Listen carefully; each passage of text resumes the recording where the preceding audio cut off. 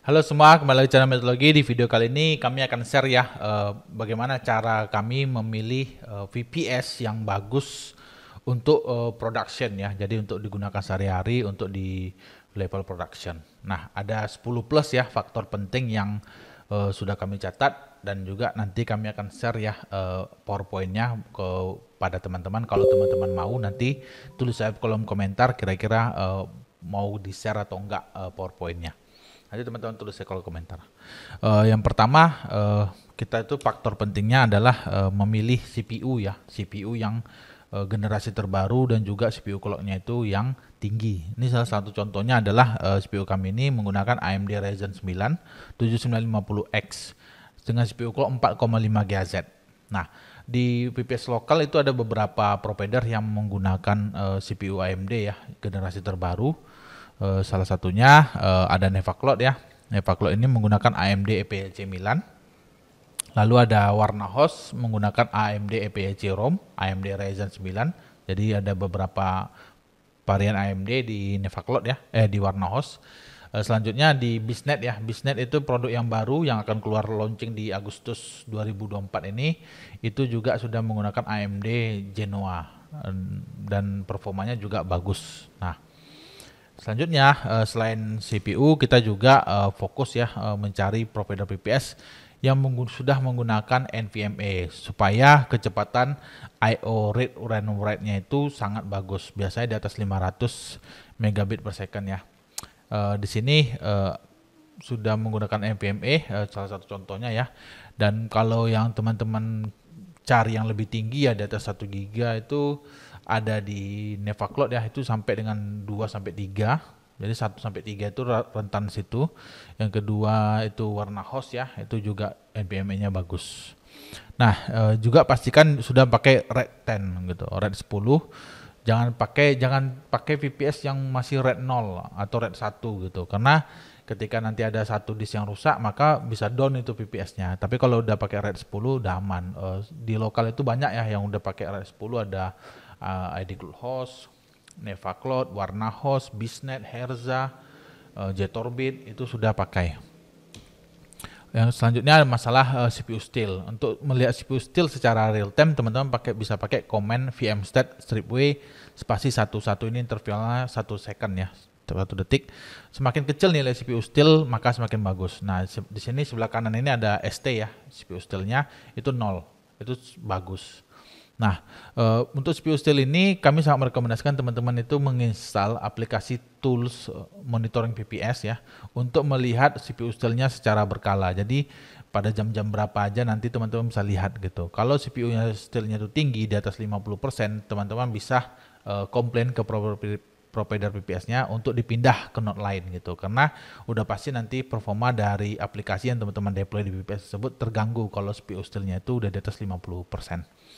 Jadi cari CPU steal yang nilainya itu semakin rendah, semakin bagus gitu. Salah satu contohnya di sini ya ada VPS kami.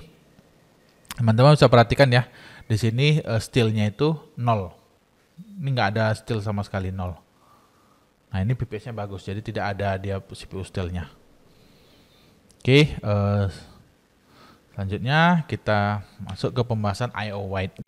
Video ini dipersembahkan oleh Nevacloud, layanan cloud VPS Indonesia yang teroptimasi untuk developer dan bisnis. Dengan teknologi terbaik dan harga transparan, nikmati storage speed hingga 3 GB per second dan koleksi aplikasi siap deploy. Buat akun sekarang di Nevacloud dan tingkatkan pengalaman komputasi awan Anda dengan kecepatan dan kemudahan yang luar biasa. Nah, I/O wait yang rendah menunjukkan bahwa sistem tidak sering menunggu operasi input output selesai, yang berarti performa I/O-nya baik. Jadi semakin rendah I/O wait-nya itu maka semakin bagus. Ini adalah salah satu contoh I/O wait yang naik ya, tinggi ya, sekitar 14,41% I/O wait-nya. Teman-teman bisa perhatikan ya, di sini ada merah-merah itu I/O wait ya, merah, ini merah juga.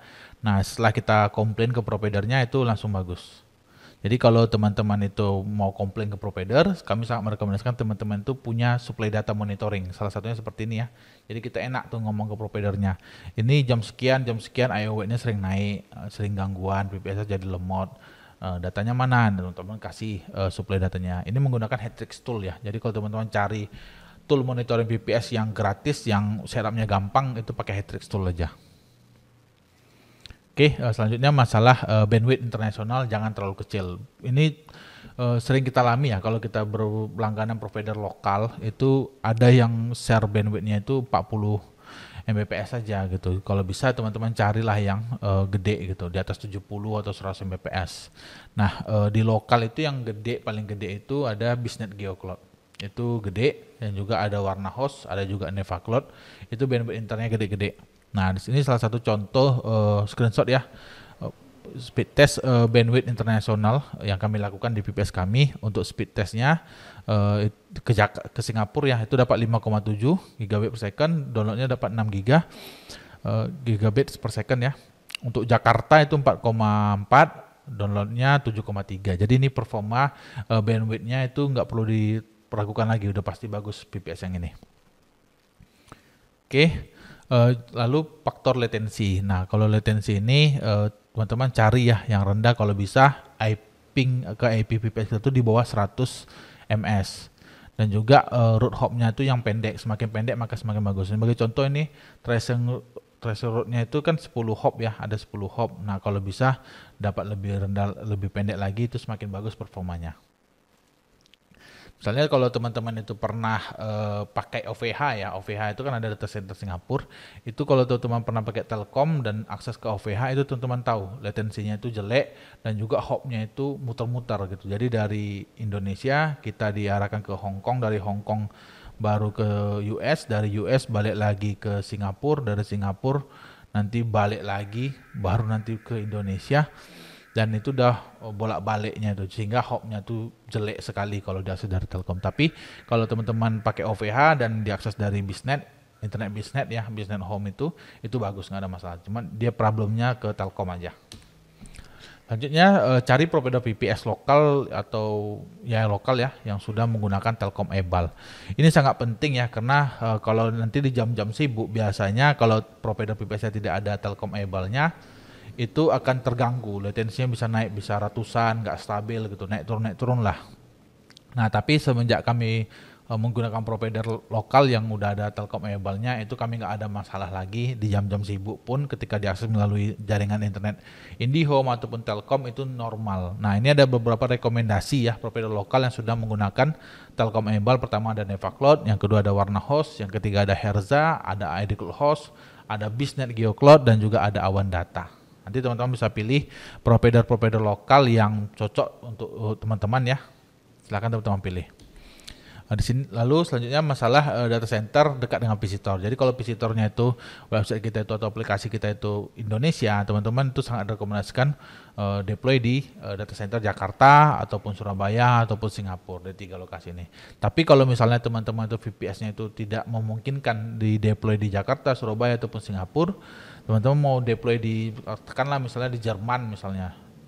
Nah, teman-teman untuk melayani visitor di Indonesia, teman-teman harus pakai CDN supaya aksesnya jadi lebih cepat. Ini ada beberapa data center CDN ya, provider CDN yang kami rekomendasikan. Pertama adalah Bani CDN, kedua ada Quick Cloud, ketiga ada Digital Ocean Space, dan keempat adalah Cloudflare CDN. Selanjutnya mengenai anti DDoS ya. Anti DDoS di provider ini ada di layer 3 dan layer 4. Jadi kalau teman-teman tuh kena attack layer 7 itu bukan tanggung jawab provider VPS. Jadi kita harus paham di situ juga. Jadi teman-teman kalau mau cari provider VPS itu yang ada anti DDoS berarti dia proteksi di layer 3 dan layer 4. Nah, provider lokal dengan anti DDoS terbaik itu ada beberapa ya. Pertama ada Warnahost, yang kedua ada Biznet NeoCloud ya, Biznet GeoCloud. Yang ketiga ada Herza. Yang keempat ada iDCloud Host. Teman-teman bisa pilih dari keempat ini mana provider yang bagus menurut teman-teman. Selanjutnya mengenai support yang responsif. Nah, sebenarnya sebagai pengguna VPS unmanaged, kita itu sebenarnya jarang sekali harusnya kontak support ya, karena semua troubleshoot yang terjadi di VPS kita itu kita sendiri yang manage gitu. Namun kadang ada beberapa case yang kita butuh bantuan dari si provider, misalnya slot backupnya itu ada 2 tapi yang bisa dipakai cuma 1 gitu, atau ketika teman-teman jalankan snapshot nyangkut gitu, snapshotnya nggak selesai-selesai, itu teman-teman bisa kontak providernya untuk meminta bantuan pengecekan lebih lanjut. Nah, kalau kita bisa pilih provider VPS yang responsifnya bagus, itu sangat bagus. Untuk dari pengalaman kami ya menggunakan provider-provider lokal itu rata-rata responnya lebih cepat ya dibandingkan ketika teman-teman menggunakan provider luar negeri. Di luar negeri ada yang cepat ya supportnya, salah satunya Shock Hosting. Shock Hosting itu sangat kencang ya, respon dari CS-nya sangat bagus. Selanjutnya mengenai backup ya. Kalau bisa teman-teman cari provider VPS yang sudah menggunakan offset backup. Jadi backup itu tidak disimpan di mesin yang sama. Untuk yang backup mesin yang sama ini ada beberapa provider VPS yang saya tahu menerapkan hal ini. Cuman mereka tidak tulis di websitenya, jadi kita harus tanya gitu. Apakah ada offset backup gitu? Backupnya disimpan di mana gitu? Kalau offset backup harusnya backupnya itu tidak ada di mesin yang sama tapi di luar, misalnya di eksternal. Misalnya ada data center lain gitu atau di tempat lain gitu. Nah, penting sama bagi kita memilih provider VPS yang sudah menerapkan offset backup. Biasanya dia ditulis ya di websitenya offset backup atau dia bikin 3 kali replikasi. Itu biasanya kalau udah 3 kali replikasi berarti simpan backupnya itu udah di mana-mana gitu. Selanjutnya ada SLA ya. Cari SLA yang bagus kalau bisa 100%. Di lokal ada yang 100%, ada Dewa Web, ada Shock Hosting ya untuk yang luar negeri itu 100% SLA-nya. Cuma rata-rata di lokal itu 99,8 atau 99,9%. Dan ini udah bagus ya, di atas 99% itu udah bagus. Selanjutnya masalah virtualisasi ya, cari yang udah KVM, jangan OpenVS. Selanjutnya masalah scalability, teman-teman harus pilih provider VPS yang bisa di scale up. Jadi CPU-nya ditambah, RAM-nya ditambah, storage-nya ditambah, supaya ketika kebutuhan kita meningkat, kita bisa tinggal mudah meresize VPS-nya. Baik itu resize CPU, RAM, dan juga storage. Selanjutnya pilihan operating system. Nah ini sangat penting juga supaya kita bisa lebih gampang ya untuk menginstal VPS kita, atau server kita. Jadi misalnya ada OS, let's say OS Ubuntu terbaru sekarang 24.04. Nah kalau ada provider VPS itu yang dia langsung update gitu, ada seperti Jetorbit itu langsung update, ada Layer itu langsung update. Nah itu pilihan operating system itu selalu up to date. Nah kalau kita punya provider VPS yang selalu update seperti itu akan sangat bagus. Selanjutnya dari semua tadi banyak sekali ya kelebihan-kelebihan, fitur-fitur dan kelebihan-kelebihannya. Tentu yang paling akhir adalah harga. Jadi percuma kalau semuanya ada lengkap tapi harganya nggak terjangkau, ya agak berat juga kita mengadopsi teknologi yang mereka tawarkan. Nah tapi kalau teman-teman pakai provider-provider yang harganya terjangkau, itu akan sangat membantu dengan semua kelebihan-kelebihan yang sudah kita bahas tadi. Yang terjangkau di Indonesia saat ini ada yang bagus ya, ada 2 ya. Pertama ada Nevacloud, itu yang CPU-nya masih CPU generasi lama ya, Intel Xeon, itu harganya sekitar 48-50 ribu. Warnahouse sekitar 65 ribu, jadi itu udah 65 ribu atau 85 ribu ya di Warnahouse ya. Harganya sih terjangkau ya harusnya ya. 85 ribu di Warnahouse masih terjangkau lah. Nanti kalau yang ini udah AMD PC ya, dia udah pakai AMD. Kalau yang di Nevacloud kalau AMD-nya juga harganya sekitar lumayan juga, harganya 90 ribu. Tapi kalau teman-teman pakai yang hybrid itu harganya murah karena CPU-nya lebih rendah ya. Ini harganya 48 ribu aja. Jadi kalau teman-teman pakai Nevacloud, kami sangat rekomendasikan kalau teman-teman mencari performa yang bagus, teman-teman pakai yang Nevacloud NVMe VPS. Tapi kalau teman-teman mau cari yang biasa-biasa aja performanya, teman-teman bisa pakai Nevaled Hybrid. Nah bonus ya, bonus tool monitoring VPS yang kami rekomendasikan, pertama ada Hetrix Tool, kedua ada Uptime Robot. Dan dari kedua ini kami lebih condong pakai yang Hetrix Tool karena gratis dan juga fiturnya lengkap ya. Matrix dari pantauan VPS-nya itu lengkap nih, seperti ini ada CPU, ada RAM, ada network usage, disk usage, itu sangat lengkap di Hetrix Tool dan harganya gratis. Ini adalah bonus ya, script benchmark VPS yang bisa teman-teman coba untuk melakukan benchmark VPS di VPS teman-teman.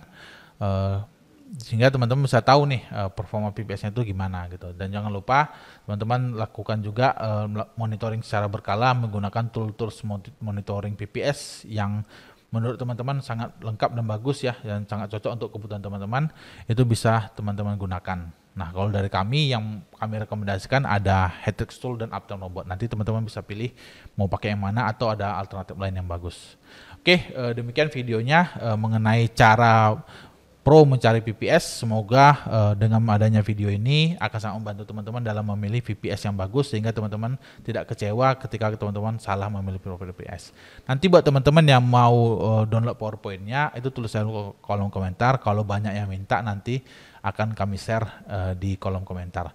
Oke, demikian videonya. Semoga bermanfaat. Sampai ketemu lagi.